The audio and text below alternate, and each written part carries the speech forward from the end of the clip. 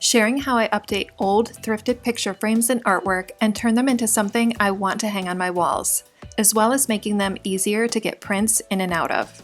Here's my confession. I am addicted to buying old picture frames at the thrift store. I'm showing you this very embarrassing clip of my stash just so you can see how bad it is. I decided this was my year to stop buying and hoarding frames and start hanging them. And I'm happy to say that I have actually started hanging some. Since I've been spending so much time on frames, I thought I'd share what I do to make them easier to use with your own artwork and for hanging them. And this is so basic and unprofessional, meaning anyone can do it, and if you're a professional framer, look away from my primitive techniques. Picture frames and mats can be so expensive. Thrifting them is so much cheaper, plus you can't beat the detail and look of these old frames.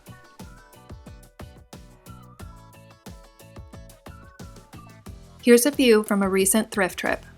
When I buy frames, I'm looking at both the frame and the mat board. Rarely do I ever buy a frame that I like the artwork in. I'm from a family of artists and have lots of artwork of theirs I want to frame. Or I've found free printable old artwork online that I want to frame, or just some family photos.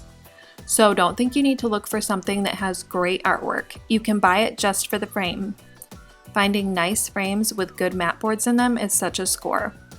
We do also own a mat cutter, and you'll see that in use later in the video.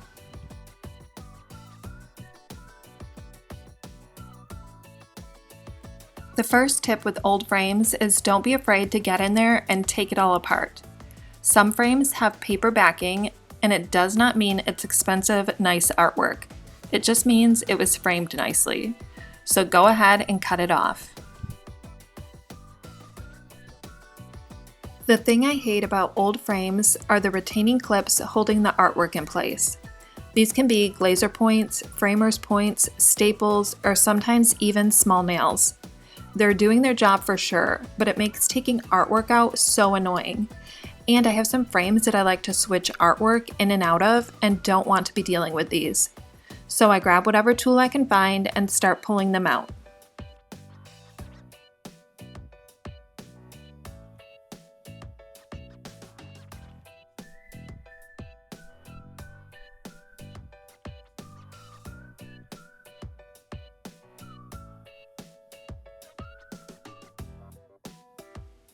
Once I was able to remove the mat board and artwork, I was so disappointed to see that the print was glued to the mat board. I did eventually get it apart after much pulling and tugging, and you can see the mat board was damaged a little. But I did use it anyhow, and you can barely see those wrinkles in the frame. Plus, it just makes it look more used and vintage, right?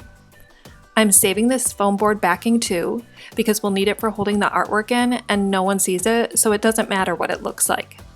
If your frame doesn't have backing board in it, you can cut up an old cardboard box to fit in, or use foam board cut to size. Next is attaching these turn button fasteners. This is a much easier way to hold the artwork and backing in place rather than the framer's points. You can easily turn these, remove the backing, and switch out the artwork. I've linked some below. I use a drill to screw these in. It's super easy to do. And I rarely use a drill, as you can tell, but can manage to do this, so you can too. Frame wood is usually very soft, so it's easy to get the screws in most of the time. You're going to screw it in until it's tight enough to hold the backing securely, but you're still able to slide the fastener back and forth.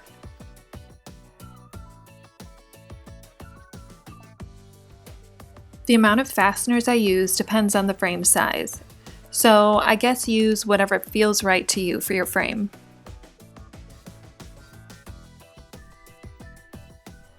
And now it's ready for artwork. I did have a specific painting in mind for this, and I ended up needing to cut the mat board to fit it, so we'll get back to this frame in a bit.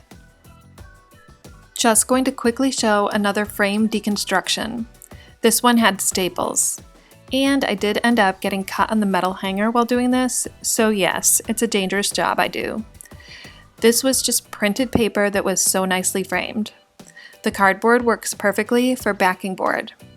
And then it's just attaching the new easy-to-use fasteners.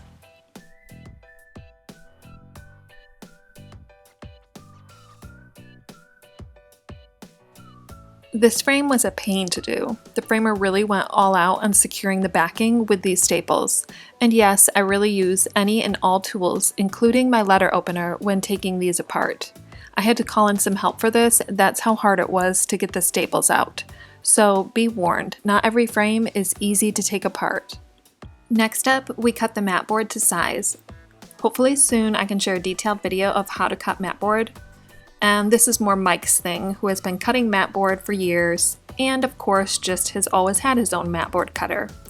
They are a bit expensive, but if you're going to be doing this for multiple frames, it's definitely worth it.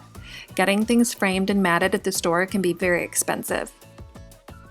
Some of the frames might also need hangers. I like these sawtooth hangers, which can be screwed in or even super glued if you've got a metal frame. I've linked those, as well as a picture frame hanging kit I have, which gives a few different hooks and wires for hanging.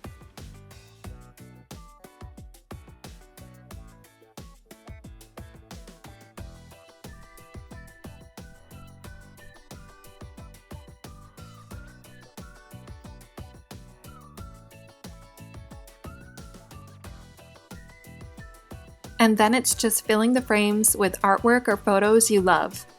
I'll link a blog post where I share places to find old, free printable artwork if you're looking for that. Happy thrifting for old frames!